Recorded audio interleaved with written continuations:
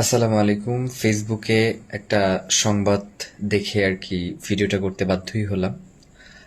বিভিন্ন জায়গায় দেখতে পাচ্ছি যে ইনকিলাব মঞ্চ নাকি আহ, একটা দল বা মতকে সমর্থন দিয়েছে, এই ধরনের ফটোকার্ডগুলো ছড়িয়ে পড়ছে। তো আসলে একটা দলের এত দেউলিয়ত্ব আসলে মানাটা খুব কঠিন যে মানে ইনকিলাব মঞ্চ এর উপর ভর করে তার ক্ষমতায় যেতে হচ্ছে। তো আপনাদেরকে আমি স্পষ্টভাবে জানিয়ে দেই যে ইনকিলাব মঞ্চ কোনোভাবেই কোনো দল বা কোনো মার্কাকে সমর্থন করে না।